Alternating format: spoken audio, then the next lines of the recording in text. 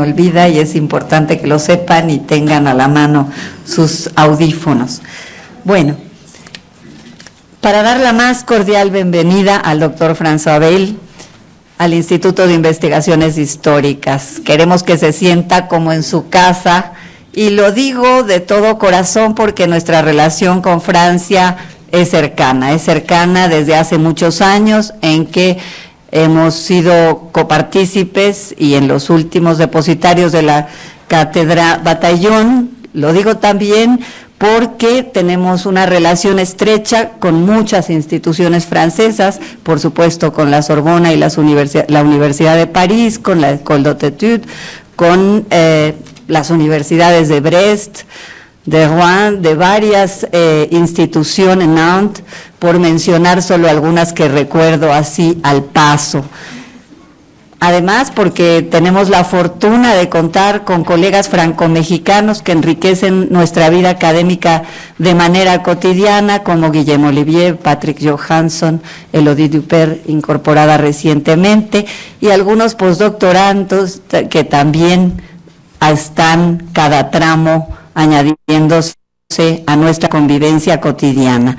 De modo que, pues, esta cercanía también que viene de los tiempos de gente de la talla de François Chevalier, de los propios Estreser-Pean y colegas afines que nos visitan, pues siento que se puede usted sentir en casa, doctor Weil, ahora que además tiene una casa en la UNAM, un espacio designado desde el día de ayer, lo cual nos es muy grato a todos y que significa este paso hacia la internacionalización, pero hacia la presencia ya también articulada con nosotros de una sede definitiva, y también la UNAM, por cierto, tiene un espacio allá en París entre ustedes. Así es que sea muy bienvenido y sean muy bienvenidos quienes han contribuido a este paso decisivo de la UNAM, el doctor Francisco Trigo, secretario de Desarrollo, y la doctora Estela Morales, coordinadora de Humanidades, pues que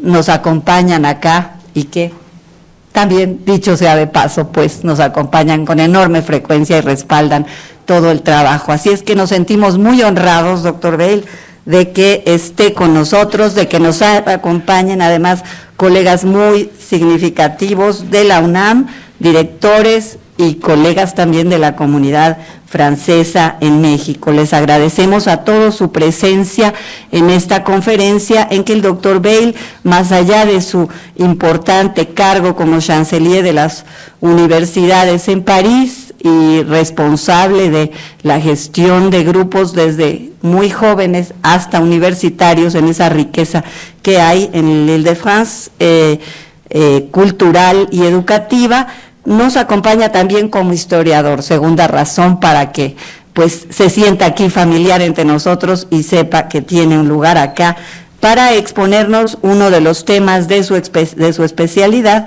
que pone de relieve la cercanía también de Francia y México a través de la inmigración, que es su tema de especialidad, y voy a leer muy brevemente su currículum para dejarlo con ustedes durante la conferencia magistral que impartirá, y felizmente tendremos ocasión de hacer preguntas en cuanto él haga su exposición, de manera que, si me lo permiten, leeré muy brevemente algunas líneas generales sobre la trayectoria del doctor Weil. Él es doctor en Historia por la Escuela de Altos Estudios en Ciencias Sociales, de la que ha sido profesor, director de estudios y presidente. Actualmente es rector de la Academia de París y ha ocupado cargos como director de becas Georges Lurcy para Francia, director del Centro de Estudios Norteamericanos de la Escuela de Altos Estudios en Ciencias Sociales, presidente de la sección 33, Mundos Modernos Contemporáneos de la Comisión Nacional de Investigación, CNRS, presidente del Comité del Premio Willie Adams, que entrega la Organización de Historiadores Americanos, y colaborador editorial del Journal of American History. Se ha hecho merecedor de reconocimientos como el premio del mejor artículo en Relaciones Exteriores, que se otorga de la Organización de Historiadores Americanos en 1997, el premio Eugène Collat, otorgado por la Academia Francesa en 1990, y la distinción que hace la Barra Internacional Fellowship Library Company de Filadelfia y el Historical Society of Pennsylvania de 2006, por mencionar algunos. Entre sus publicaciones se encuentran Los francoamericanos, 1860-1980, El nacimiento de América urbana, 1820-1920, Canadá y Estados Unidos, después de 1770, y Historia de Nueva York. El día de hoy dictará la conferencia magistral Las migraciones de Francia a América en el siglo XIX. Muchas gracias, doctor Bell, por estar con nosotros. Nos bajamos nosotros, nos pasamos para poderlo escuchar y aquí on vous laisse, sí. Muchas gracias. These are the only words I will pronounce in Spanish, and I apologize for that. But you did not deserve to hear my Spanish. So I want first to thank you for this invitation to speak here today at the Institute for Historical Research of the UNAM during my visit to Mexico as the rector and chancellor of the universities of Paris. I'm very happy about this moment because it's a moment where I move back to my previous life as a historian, and perhaps it's a way to prepare for my future life as a historian once I step down from my job as rector. I apologize for speaking in English, but it was either French or English, and so you please bear with me. Thank you really for this invitation. I would like to say that in the following conference, I will not emphasize Mexico. I will speak about Mexico, but I will not emphasize Mexico because my goal is to put French migration to the Americas in a more global perspective, and therefore you will hear about Argentina and the United States and Mexico and a little about Canada, but mostly about Argentina and the United States. One other reason is that in this room there are people who have worked a lot about French migration to Mexico, and this way I think this will create the conditions for a meaningful dialogue during the question part. I am thinking in particular of my good friend Professor Javier Perez-Hilaire from the University of Puebla, who is here and with whom 18 years ago we started a joint research program on French migration to the Americas. So Javier, I'm very happy that you are here. Let me begin with 3 brief life histories and 1 newspaper story. The 3 life histories first. Louis Boucher was born in 1785 in Champagne, near Reims, where they make champagne. And he was a cask maker by trade. He lived in his village until he was 38. And then in 1823, he decided to leave Champagne and sail to New Orleans in Louisiana. Clearly did not like Louisiana, and by 1827 we find Louis Boucher in California. He was perhaps the first settler in what is now Los Angeles. When he died 20 years later in 1847, he had made a moderate fortune as a wine grower. Second story. Francesca Zubietta was born in 1856 in the Pyrenees, in the Pyrenean town of Oloron. When she was 18, in 1874, she crossed the Atlantic and she settled in Argentina. She got married almost immediately to a man named Theodore Canclini, who was Italian. First, they lived in the province of Buenos Aires. Then they moved to the town of Coronda in the province of Santa Fe, where Françoise, she was by then known as Francesca, raised 10 children while helping her husband manage the small family firm. Third story, François Veil, a tailor who disembarked in New Orleans in early June 1852. He was 27 years old. I know nothing more about him, except I suspect he was an Alsatian Jew who had decided to imitate the example of so many other Alsatian Jews and try his luck in New Orleans. And perhaps one day I'll be able to tell you what became of this François Veil. Now, the newspaper piece. On August 21, 1889, the New York Times published the following story about a local French merchant. Monsieur Henri Maillard, of chocolate and bonbon fame, was the happy recipient of a serenade from the French societies of this city last night. Besides being a manufacturer and a merchant, Mr. Maillard is a natural-born philanthropist, and at the recent celebration by the French people of the fall of the Bastille, he distinguished himself by gathering together from all sources that would yield to his persuasion some $3,000 of 1889, which he distributed equitably among the French benevolent societies of this city. Such conduct required a noble acknowledgement, and accordingly the Garde Lafayette, the local French military organization, l'Orphéon Français, the local French choral society, set themselves the pleasant task of making a serenade to Mr. Maillard. And so hundreds of people gathered in New York that night to celebrate Mr. Maillard of chocolate and bonbon fame.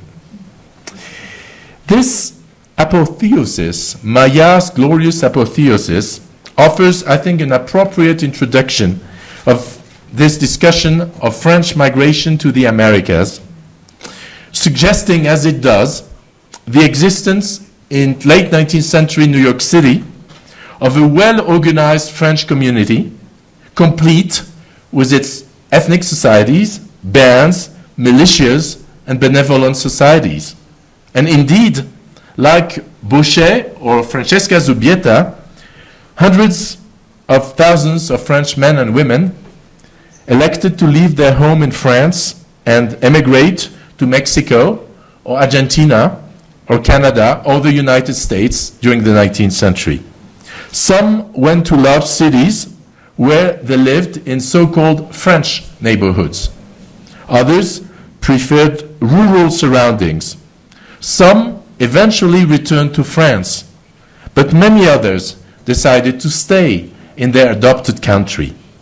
On the whole, over 3 million individuals altogether left France between the 1820s and in the 1920s. Approximately 40% of these went to other European countries. 20% migrated to the French colonies in Asia, Africa, or Oceania. The remaining 40%, that is 1.2 million persons, chose to cross the Atlantic and go to the Americas, particularly the United States, Argentina, and Canada, and Mexico. We still know very little about who these people were. We know more now than 18 years ago, Javier, but we still know very little about who these people were, where they came from, and why they left. But we are beginning to get a general picture, which will have to be refined in the future. Analyzing these 19th century French transatlantic migration, I would argue, is important. And it's important for our better understanding of French history, for our better understanding of the history of international migrations, and for our better understanding of the history of the various host countries where these migrants settled, like Mexico, like Argentina, like the United States or Canada. And what I want to do today is to offer a series of remarks on the intellectual and historiographical framework Remember, I come from the School for Advanced Studies in Social Sciences, so I have to talk about the framework. And the framework which organized these different issues and then put theory into practice and propose a preliminary, more content-oriented assessment of these various movements by comparing some of the various urban settings where the French migrants located throughout the Americas. So my first question is really why have these people disappeared from historiography and from most historiography? Less now than 15 years ago, but still quite a bit. Why, in France, for instance, do we not talk about the million of people who went to other European countries? Why is the only immigration we talk about in France the immigration to the French colonies, but not to the Americas or not to the rest of Europe? A first reason, I think, has to do with the fact that most French historians are basically historians of France and do not always avoid Gallocentrism or provincialism. And to a large extent, Gallocentrism is still one of the defining characteristics of France's historical profession. This hardly leaves any space for the study of foreign countries, let alone the study of French immigrants. Most French historians study France. Maybe that happens in other countries too. But this is a translation of what could be called nationalist strands in the various historical professions. And it does not happen everywhere. But whereas many people who have worked on both sides of the Atlantic have worked on internal migration in 19th century France, internal mobility in 19th century France, very little is known about these women and these men who did not go to the national capital, Paris, did not go to the regional capital, Bordeaux, Lyon, Toulouse, etc., but chose Buenos Aires or Mexico or San Francisco or New Orleans for that matter. There is as I mentioned, there is a second reason to historians' indifference to migration from France. It's not only that they are working on France, it's also that there is a very strong national dimension to the writing of French history. French history is first and foremost a history of the French nation. And thus it is hardly surprising that many historians are so caught in this historical construction that they pay little attention to those immigrants who left national history as they broke the social contract and left the nation. By leaving France, they leave the memory, the historical memory. Indeed, one can argue that even non-French historians of France, the largest group of people who study France outside of France are in the United States, for instance, where these people, these US historians of France in the United States have adopted the same type of category that people have in France. And therefore, we know much more about the minority of French men and women who settled in France's colonies, in France's empire in the 19th century. We know much more about them than about the majority of the immigrants who chose to move to either Europe or the Americas. Things are beginning to change. And I think this change has to be related to the fact that there is a development of an international community of migration scholars who worked in a transatlantic perspective. And probably at time, these developments will raise, and actually they started to do that, to raise questions about the French case and this self-proclaimed exceptionalism. But we are still facing this issue. So this is the context why migrations to the Americas has not been considered for a long time a legitimate research topic. What happened? Well, French migration to Mexico, to Buenos Aires, or to New Orleans was the result of social processes that began in France. And to understand them, we must, for one moment, cross the Atlantic and consider migration from the perspective of the social history of France. I will tread this path carefully because I do not consider myself a historian of France.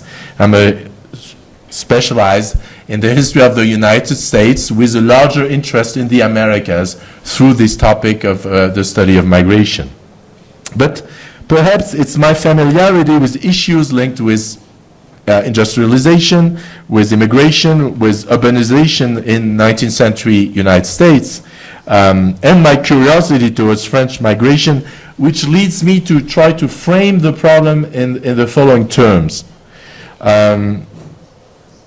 Is there a French exception?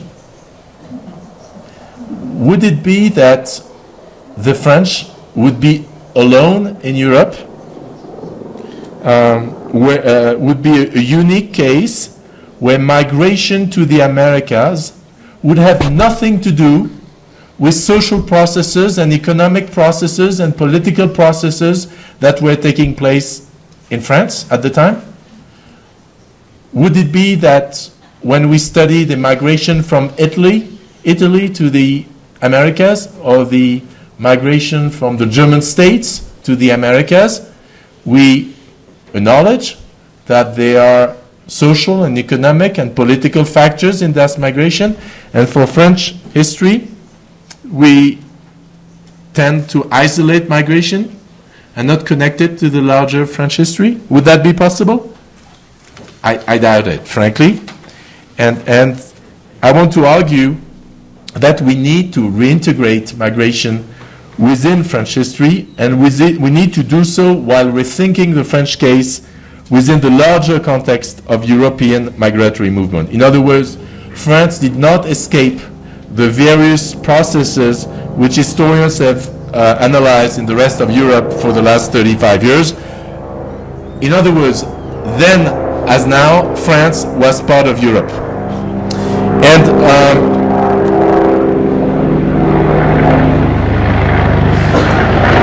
let me turn now to what we know about these migrants, and I think this will show the connection with the European dimension of French immigration.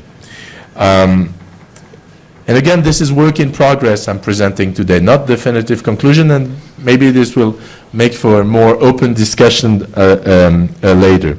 But broadly speaking then, most migrants came from the country's cultural and geographic periphery in the 19th century. France's mountainous regions, the Pyrenees, the Alps, the Auvergne, all sent out inhabitants over the ocean. So did Alsace and Lorraine. As for Paris, the capital city was itself an important source of immigration abroad, which was also the largest source of immigration. And so you had people moving to Paris and then moving to the Americas. Within these large regions, and this idea that migration was first a matter for the periphery of France. Within this large region, translating migration was actually a very specialized, a highly specialized process. The region, or even France's administrative subdivisions, the département, the arrondissement, even the canton, are inadequate units of analysis to understand these phenomena. Local archives in Alsace own a very useful and very rare document, a manuscript schedule by canton of all the inhabitants of one department of one department who migrated to America, the Americas between 1828 and 1837, and it suggests major local contrast between the canton. 7% of the population of one district moved to America, 7% of one district, and in another district, 0.2% moved to the Americas. And therefore, if you take the department as an administrative unit, as a cognitive unit, you miss the reality of the process.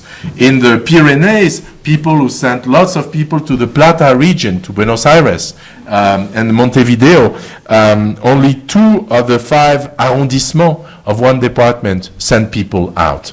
Therefore, it is a highly specialized process, and it also means that any generalization about Basque or Alsatian transatlantic migration means little if it is not anchored in a very precise local study. And it also suggests that a movement that may seem modest at the national or even at the regional level, the idea that the French don't move, and after all there are only 1.2 million of them who went to the Americas. It's very small compared to the Germans, etc. So a migration movement that may seem modest at the national level can in fact have tremendous consequences in the core area of the immigration, however limited it might be. In other way, in the village where people live. It can be the phenomenon from the history of that place in the 19th century. You have therefore a very high geographic specialization. It had another consequence. It suggests that there was not one sort of causation for these departures, but a series of reasons. A series of reasons. The people from Alsace did not leave for the same reason that the people from Ariège or from Barcelonnette for that reason.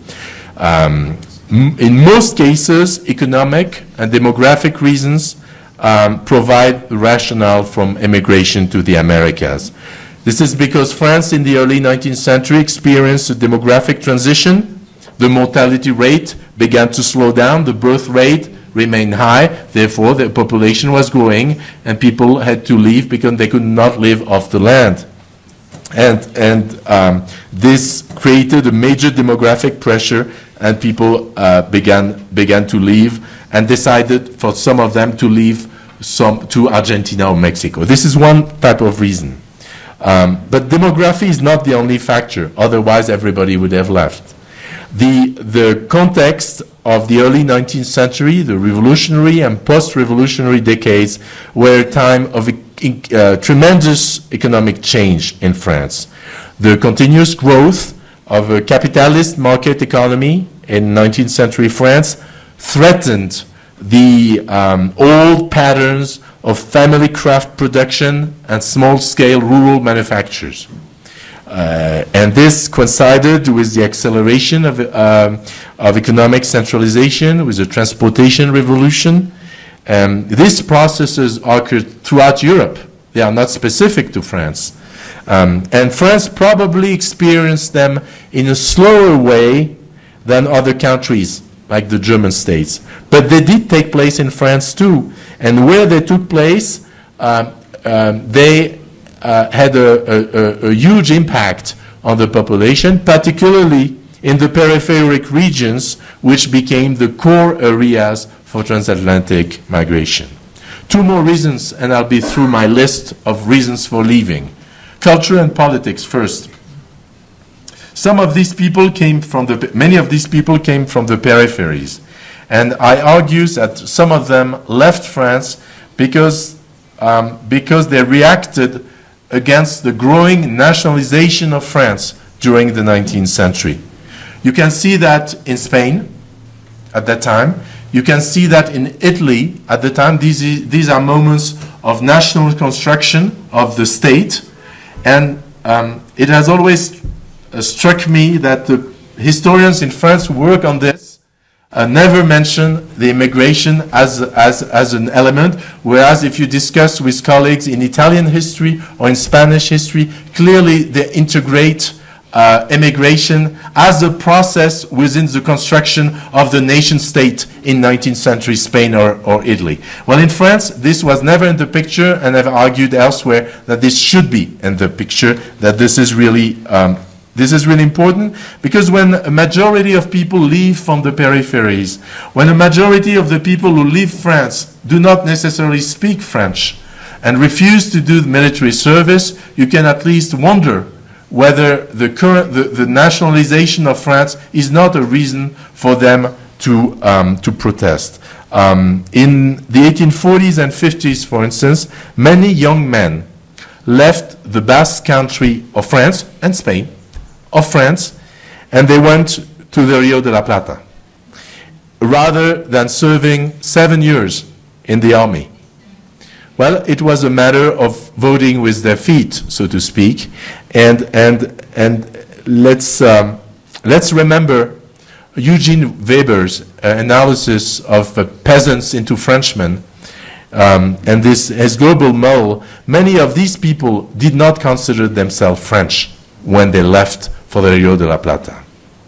The last factor to explain the emigration is another one which is not usually mentioned, but in my view it's a very important one. It's the importance of a tradition of migration in some areas of France. All the regions of transatlantic immigration, all these peripheries of France, had sometimes for centuries been areas of temporary migrations, sometimes with long range, sometimes with large range. For instance, migrants from Auvergne, from Aquitaine, from the Pyrenees, had been crossing the Pyrenees and gone to Spain to sell goods and work there for centuries. In the out valleys, not far from Barcelonnette, peddling was a very a tradition which existed throughout the 19th century. Peddling flowers or goods or everything. Flowers was a very important trade at the time, where people peddled flowers throughout France. Temporary migration were a very strong tradition. In other words, what also created migration was migration itself. The tradition of migration and the fact that many people in the late 18th century, and by the way, this is a great research topic which has not been researched yet in France, and maybe someone here will want to research it one day. The most important place where people went in the 18th century when they left France were the Sugar Islands. The Sugar Islands in the Caribbean, and particularly Saint-Domingue. This created, they wanted to make money in the slave system. This is also something we have forgotten in French historiography. But they created a tradition for crossing the Atlantic that was redirected, that existed in the memories of the villagers. People remembered in the villages that their great-grandfathers and great-grandmothers had gone to Saint-Domingue. And this helped create a memory of migration, and sometimes what we know as migratory chains. One person goes to a country and then it's being followed by family members of a friend. And these networks that created, either real networks or memorial networks, help develop the migration. One word of caution. All these reasons for leaving provide a context of possibilities. What I have listed is possibilities, not causes. For emigration to happen, something else what an economic historian would call the residue, i.e. all the things that matter and that we cannot account for, or that is very difficult to account for, starting with individual choices and decisions. People did not usually leave France because they were forced to leave France. They chose to leave France, and the decision to leave was the result of a very pragmatic compromise between the constraints they faced in their life and the hopes of a better life they had for what they envisioned on the other side of the Atlantic. So let me now cross the Atlantic with them and with you, and analyze where they went and what they did. And again, we still know very little about them. There is not one general book about this diaspora. We have books about the migration of the French to Mexico, and particularly the various volumes of the México Francia. We have a very good book on the French in Argentina, which has been written by Hernán Otero and published in Buenos Aires a couple of years ago. We have several research, etc., but we do not have a general book on this process. And the international comparison on the American side do not exist yet. So we still have a lot to work. So let me just try to underline what we know and some of what we don't. What we know. People from France, these people I have mentioned, they settled throughout the Americas. From Canada in the north to Terra de Fuego in the south, throughout the American arc. But according to the period under consideration, choices of a destination were to a certain extent specific. Until the 1840s, the major destinations were first the Plata region, Uruguay and Argentina, and second the United States, with first New Orleans and second New York. By the late 1840s, California also became an important destination. From the 1860s to the 1820s, most people went to Argentina, the United States, and Mexico, which appeared then. And if we had to choose one country where French migration is really important in proportion to the total migration, well, this is Argentina, where nowhere between 1850 and 1920 was French migration in proportion of total immigration as important as in Argentina. The choice of a destination varied according to where you came from. Until the 1880s, people from the Pyrenees had a very strong link with the Plata region, much more than with the United States, with the exception of Louisiana. And Louisiana, because of the tradition of moving to Saint-Domingue in the 18th century, which was then redirected to another slave colony, Louisiana. Migrants from Alsace and Lorraine, on the other hand, chose the United States rather than Argentina.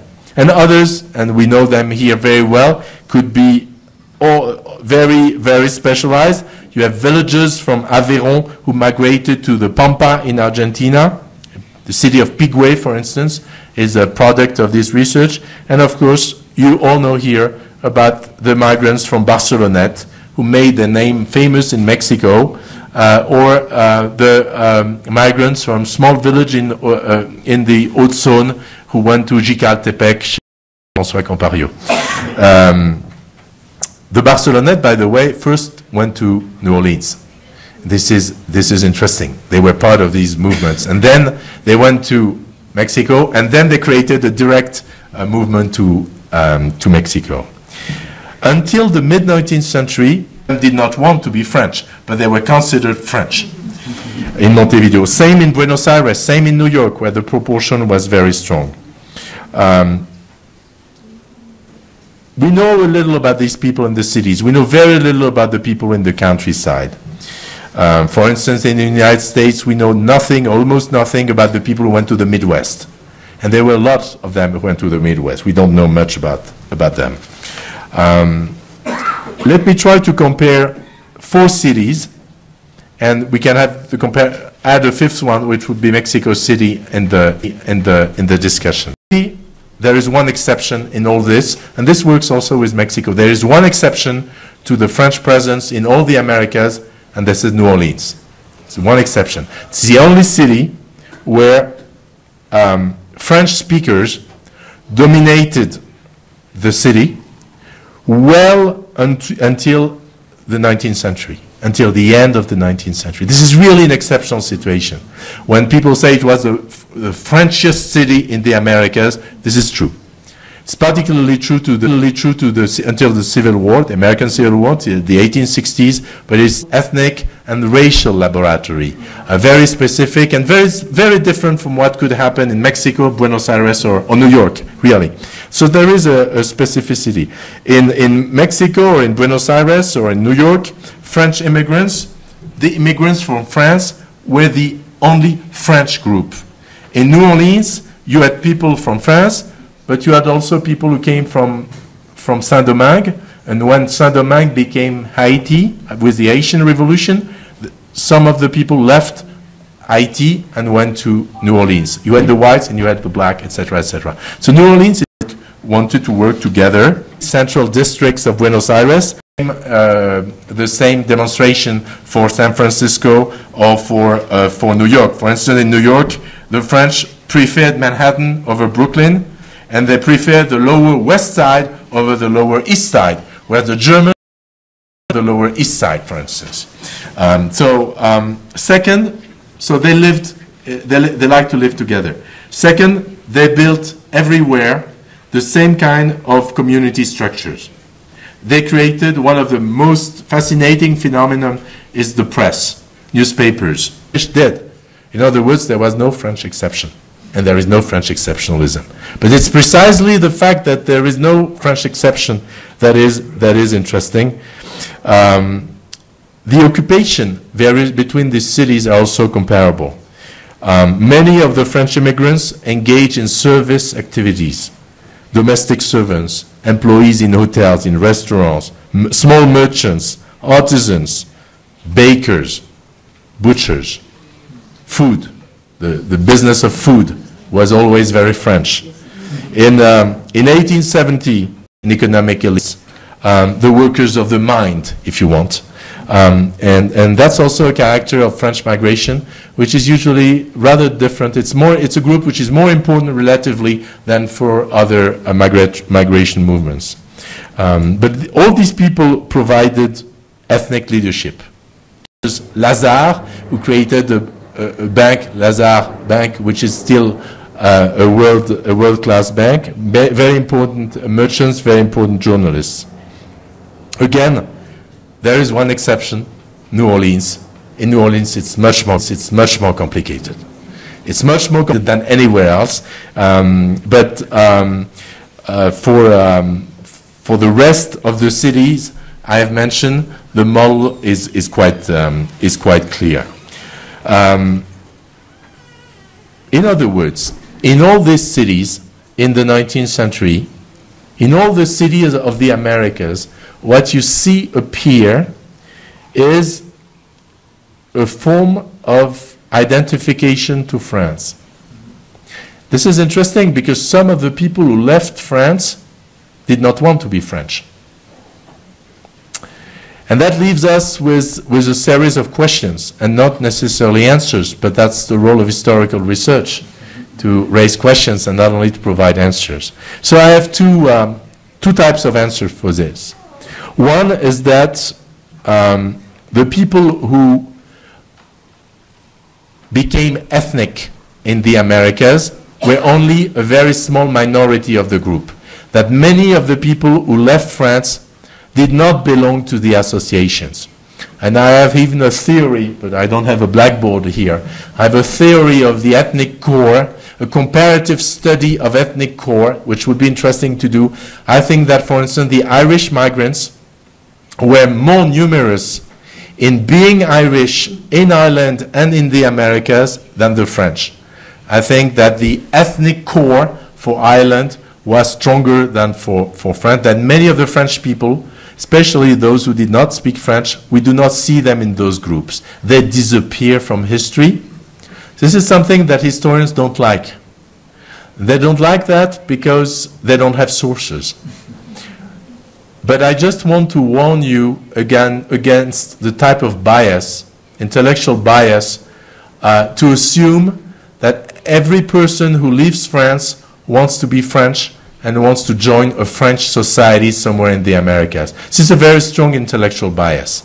We have to account for all the people who did not want to become French and decide to become Mexican or Argentinians or Canadians or Americans. I didn't even want to have this relation to France. I think this is an interesting topic for historians too. We have to work on the people who became ethnic, and we have to work on the people who did not want to become ethnic, and we also have to probably to wonder whether there is something in the reasons for leaving a country which connect with this question of what I call the ethnic core, the ethnic identity.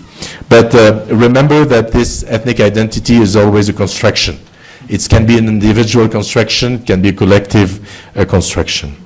I've spoken too long. and I certainly should conclude now. Well, this is a research in progress, so it's difficult to conclude a research in progress. But let me try to summarize. Throughout the Americas, these French-American communities remained active until World War I.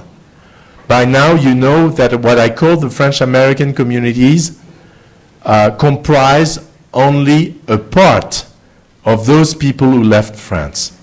And that this does not include the people who left France and did not want to be French. This, I hope, is clear by now.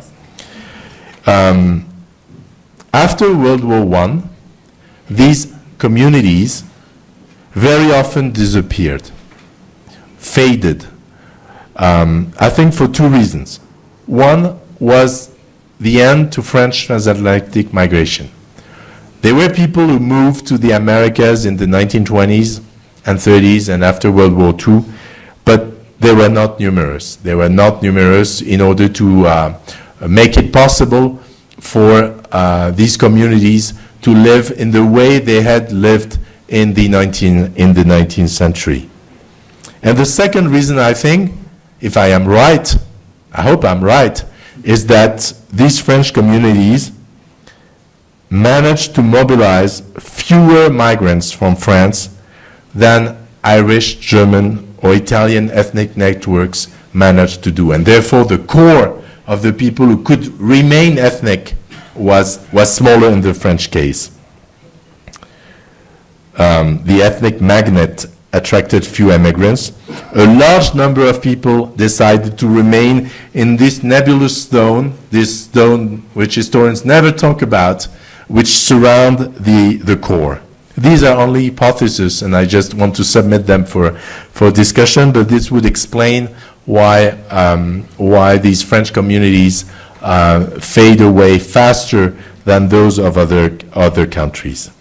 As one of my friends and colleagues in Argentina usually says, the history of French migration to the Americas is una historia abierta. Thank you.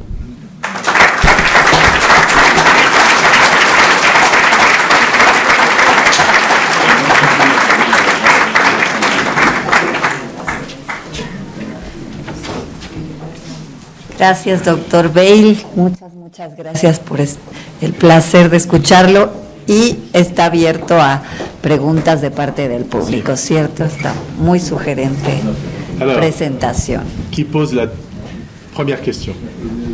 Ou la deuxième? Madame. Je vais vous parler en français. Comme vous voulez. Vous dites que ces Français qui sont venus, ils n'étaient pas français vraiment, ils ne voulaient pas être français. Certains. Bon, je me demande une question très empirique. Est-ce qu'ils parlaient le français ou ils parlaient un dialecte? Alors, certains parlent français. Donc, est-ce que les Français qui sont partis parlaient français à ce moment-là? Tout dépend du moment où on les prend dans le siècle et tout dépend dans les régions qui viennent, des régions d'où ils viennent. Dans les années 1820, par exemple, les migrants qui vont dans ce qui est en train de devenir l'Argentine, au Rio de la Plata, comme on dit à l'époque, the migrants, I should speak English, perhaps. Sí, para la traducción. Para la traduction, pardon, je m'y perds dans les langues. The migrants who left France to go to the Rio de la Plata in the 1820s, many of them, and came from the Basque country, many of them did not speak French. They had not gone to school yet. We are in 1820. If we move 50 years later, even before the beginning of the Republican school, but if we move by the 1870, in the same Basque country, you still have people going to Argentina. By then, they speak French. So you really have different time scale. I've spoken very broadly about the 19th century, but clearly one has to be not only geographically specific, but also chronologically specific. And in terms of chronology, 1820 and 1870, it's not the same story. In Alsace, many people in 1825 did not speak French. They did not necessarily speak German. They spoke Alsatian, and in some cases, for the Jews, for instance, they spoke Alsatian Jewish dialect. So it really depended on the individual situation. But many of these people did not have this relationship to the nation state for the very reason that the nation state was in the process of being constructed. Of course. And we cannot assume that we are at the end of the process. Okay. Merci.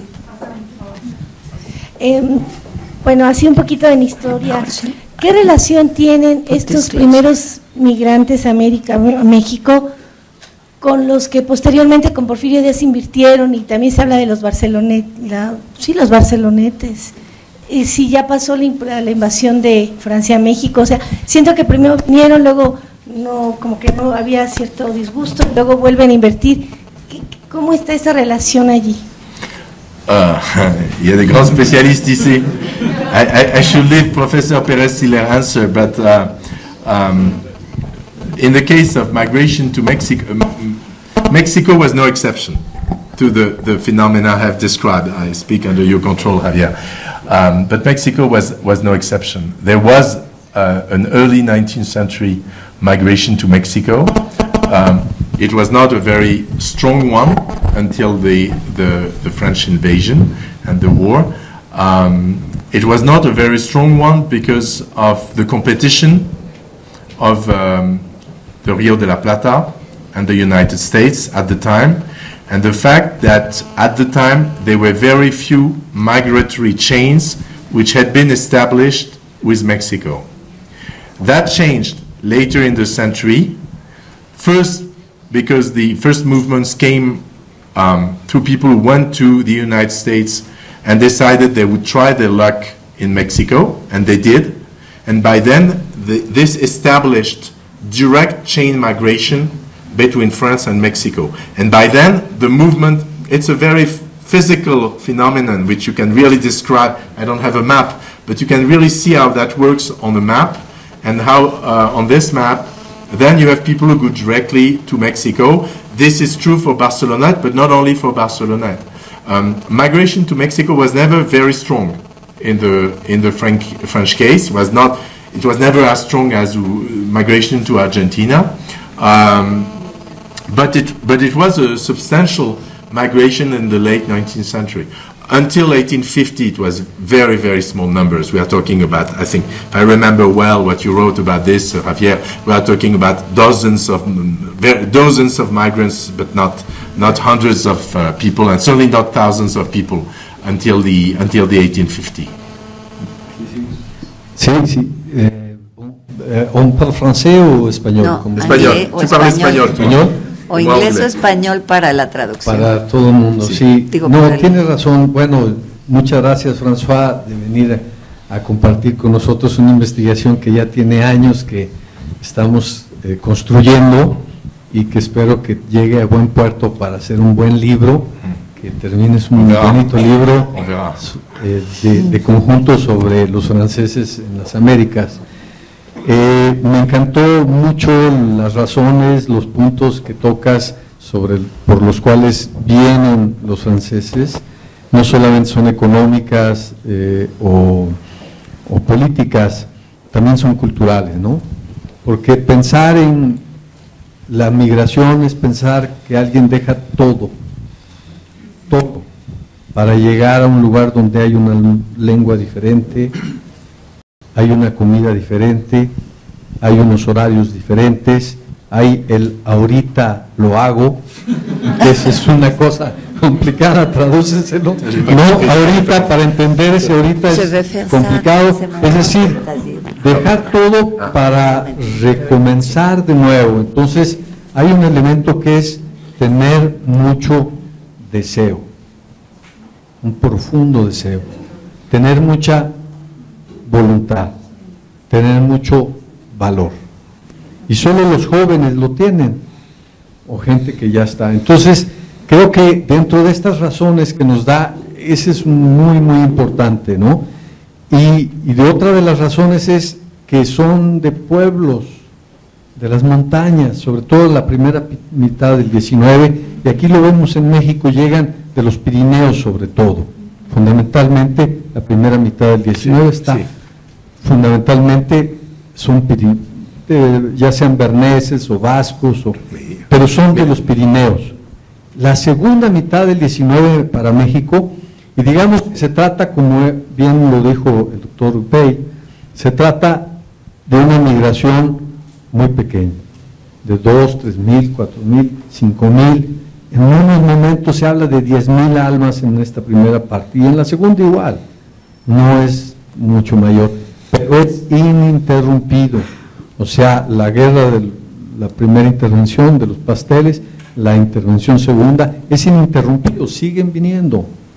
En lo político no influye nada, las relaciones entre los pueblos fueron anteriores a las relaciones entre los estados. Y eso aplica para los franceses, van en avance, ¿no?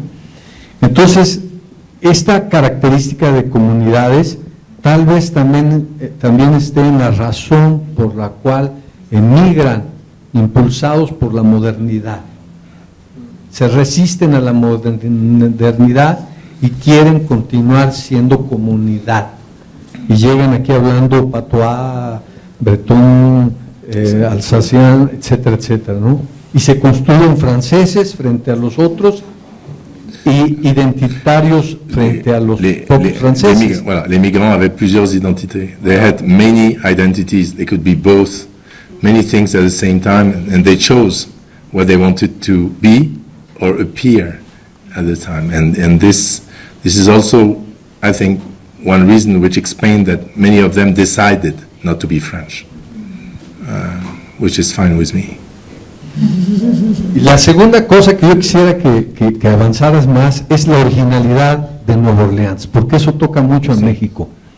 Nueva Orleans es un destino de los refugiados mexicanos, desde Gómez Pedraza, pasando por Juárez, y Buenos Días no llega ahí, pero llega a Galveston. Es decir, una zona por las ideas, es decir, que la migración no solamente aporta transformaciones económicas o en los saberes, sino también en las maneras de construir la sociedad, ¿no? En los modelos. Hay una transferencia o un intercambio de modelos, o lo que nosotros llamamos una sensibilidad común, sensibilidad republicana o sensibilidad imperialista, pero es común, hay de los dos, ¿no? Entonces me gustaría que hablara sobre esta originalidad de esta zona, de Nueva Orleans, Galveston, Saint-Domingue, etcétera, ¿no? Bueno, y te agradezco muchísimo y me encanta que estés aquí con nosotros compartiendo. Merci, Javier. Je crois qu'il y a des questions au fond. Au fond, il y avait des... Sí, aprovecho que tengo el micrófono para presentarme. Primero, yo soy investigador de este centro de origen francés y tengo una historia familiar que me contaron hace mucho tiempo, que es que finalmente mi bisabuelo nació en Brasil.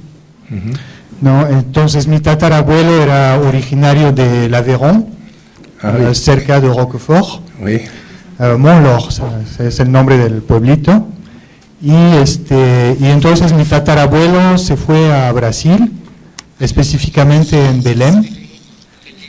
Después mi tatarabuelita lo alcanzó por allá. Tuvieron varios hijos que fallecieron, salvo uno que fue mi bisabuelo, perdón. Y después se regresaron al pueblito de donde eran originarios, compraron un castillo, en fin, es toda una historia un poco folclórica, pero por lo mismo yo nunca he encontrado trabajos sobre la inmigración francesa a Brasil en el siglo XIX, y no sé si usted, porque no lo mencionó para nada en su ponencia, no sé si usted me podría proporcionar alguna bibliografía o algo al respecto, porque... I don't have the titles in here, but in 2002 with Javier Pérez-Hilaire, we organized a big conference in Paris where we did we worked on the historiography of migrations from France to the Americas, and there was a little chapter in the booklet we published at the time about Brazil. It's a small migratory movement, but it's not inexistent. Actually, I've spoken mostly about Argentina, Mexico, the United States, but you do have French people in Chile, you do have French people elsewhere in the Americas, in Canada, and elsewhere, of course. Again, it's a global phenomenon, but I could not speak about all the countries. Mexico, Argentina, the United States, and Canada are the 4 countries where the impact of French migration was the most important, especially in social and demographic terms. If we spoke only in cultural terms, especially the late 19th century, the French cultural influence in Mexico, in Argentina, in Chile, in Brazil was far bigger than the weight of the migration, because that was not connected to the migration itself. It was connected, let's say, to the global power of France, global cultural power of France in the late 19th century. I'm saying in the late 19th century, and so that's a moment in the history. But you also have some migrants who are in Brazil at the time, clearly, and other countries, and their migrations obey to the same rules I have described, to the same possibilities, possible reasons for leaving. And that being said, I'm sorry to insist on that, but we have to remember that in the end, we are talking about individual decisions. In the end, we are talking about people making decisions to go or not to go, taking the risk. And maybe I can say one word about that. This means that the people who leave are the people who are capable of leaving. I mean, they are capable of projecting themselves in another world, on another continent, of crossing the Atlantic. So these are people who may not be rich, but who have these mental resources to project themselves. This is something that historians I think do not emphasize enough. The 19th century migration, and this may apply to other migration, more recent too, perhaps, but 19th century migration are migration by people who are capable of migrating. This is an important point, because this means that the people who arrive are people who are creative, who have a lot of will, who have a lot of courage. They are not, statistically, they are an interesting proportion of a given population. You know, they are un échantillon particulier, les migrants. C'est pas n'importe qui. Merci. Buenas tardes. Yo realizo una investigación sobre Andorra y me gustaría saber si en esta parte de la migración de los Pirineos hacia América también se contempla esta región andorrana y si existen datos o bibliografía al respecto. Y también la segunda inquietud es sobre las migraciones de los franceses a la Guyana francesa. Ok. Alors, Andorra, je ne sais rien. Je ne sais rien sur la migration d'Andorre. Rien. And I didn't even know there was migration from Andorre, but it's logic that there was one, because there was migration from the whole Pyrenees, and clearly Andorre was part of that movement. And I really can't help you with that, with Andorre. For French Guiana, there is a researcher who did some work on migration in the 18th century to the French Guiana. She did her PhD on that a couple of years ago at the University of Paris 4 Sorbonne. But I mean, I'll check the name. I'll give you the name. But it's not. But these are part of larger movements. There are other. You have a migration from Corsica to Puerto Rico, for instance, in the 19th century. You have a very small part of Corsica, le Cap Corse. People go from Cap Corse to Puerto Rico in the 19th century because a chain migration has been established. There is at some point one person from Corsica who goes there, and then it starts the chain migratory movement. I suspect that with Andorre it's the same story. This is what happened very frequently in the 19th century. And if we put ourselves in the shoes of these migrants, it's very logical, because this chain migration provides security in the world of adventure. Especially in the first part of the 19th century, when crossing the Atlantic was much more dangerous than in the last part of the 19th century. You have also technology. I've not spoken about technical chain, but technology plays a big role in this.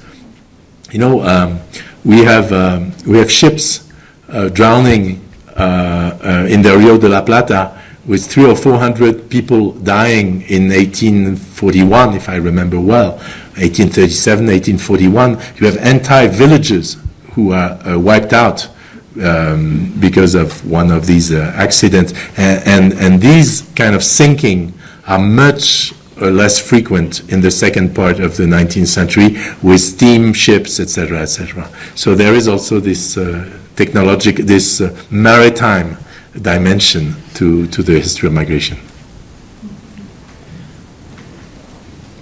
Thank you. Well, I know that this conversation is about the 19th century, but also I would like to know about, for example, the 18th century, where when Spain and France were allies against Britain, especially to know about the migration of France to the Spanish colonies. Because I know one of the richest men in New Spain, when Mexico at that time, New Spain, were from French origin. So it will be interesting because there are now literature about the migration of France to Spanish colonies and Spaniards to French colonies. Okay. Well, as I mentioned, there was a migration from France in the 18th century to Spain. It's well known. There have been very good work that has been done on this, on migration from Auvergne, for instance, to Madrid and to Spain. And some of these people who migrated to Spain went to New Spain. And they went to New Spain sometimes as French people, sometimes as people who had become Spaniards, in a way to speak. Because it's true that France and Spain were allies, but empires were another matter. And American colonies were another matter. And in New Spain, it's been a long time since I've checked the numbers, but the numbers of French people in New Spain were very small. But we have, this has been well studied. This is a historiography which is a little old but very serious. So we'll probably be able to find out the reference in my computer and give you the references somewhere. There has been a series of articles published on that. On the migration of France, even with individual identification. So probably the person you mentioned would be in that list. We were talking about really small numbers at the time. France and Spain were allies, but not always, and they protected their empires. The French were very protective of Saint-Domingue because the power of sugar was so high, the price of sugar, the riches which sugar and slavery brought at the time were so important for France, did not last very long, 1780 to 1790 and to the Haitian Revolution. But during those decades, this was very, very important. Some of these people went to Cuba afterwards, after Haiti. They went first to Cuba and then to New Orleans. Voilà. Creo que, bueno, yo querría ya restringir un poco las preguntas, quizá una más aceptar para el doctor Bale, muy breve, para dar cierre. Sé que hay muchas tentaciones, pero lo tendremos seguramente de vuelta en algún momento con este gran proyecto. Entonces, yo les pediría tal vez a uno más de las personas que están interesadas en hacer una pregunta para cerrar esta sesión. Bueno, yo soy de Buenos Aires, estoy aquí haciendo un postdoctorado. Quería preguntarle si este proceso de la inmigración francesa que usted refiere como que tiene múltiples identidades, que no necesariamente o en general no se identifica con Francia, ¿tiene alguna relación o no la tiene con la fuerte identificación que hay desde Buenos Aires con París o Francia, esa identidad que aún persiste, esa idea de Buenos Aires es la París de Europa, etcétera, etcétera? París de la América Latina. No porque yo la diera, pero existe. Y también pienso en el siglo XIX y cómo las élites porteñas, por ejemplo, el censo de población que usted nombró, está en español y está en francés, etcétera. Si es solo una cuestión de poder global, o tiene alguna relación con la inmigración, porque pienso que poder global también podría ser el de Gran Bretaña, y sin embargo Buenos Aires no se asume como inglesa ni nada por el estilo. Y si los migrantes, si hay fuentes para ver si esos inmigrantes, digamos, cómo tomaban este gusto de Buenos Aires por lo francés. Okay. Well, it's a very interesting question. The answer to that question is both yes and no. The French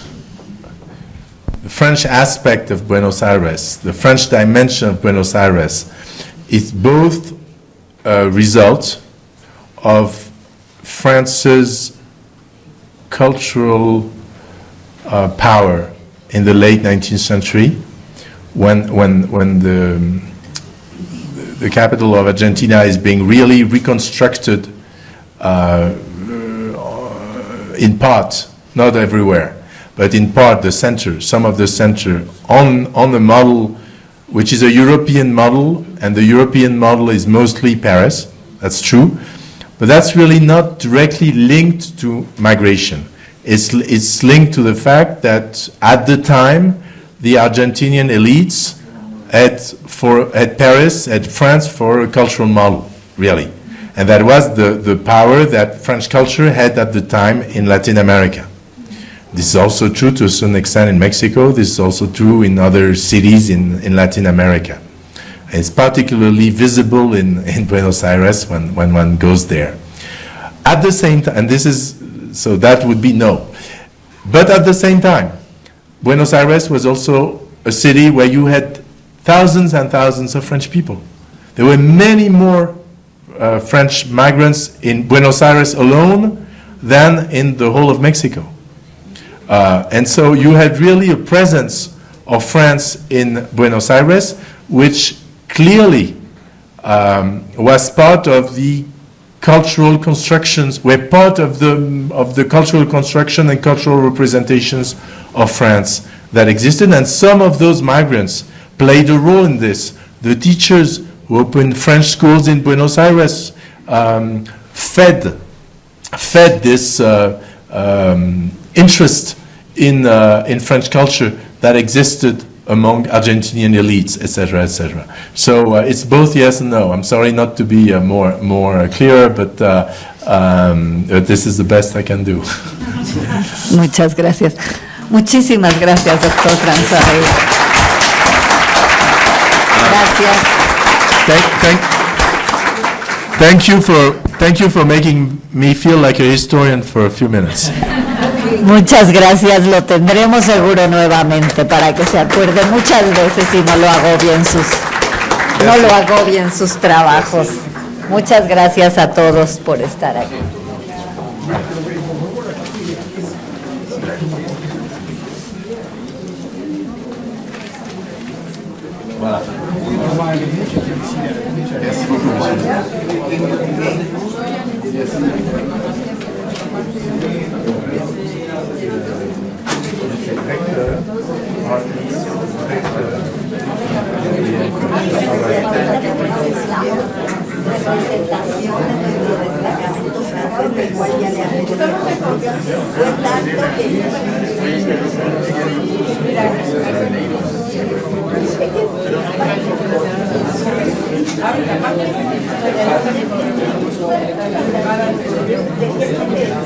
Professeur Pérez-Siller.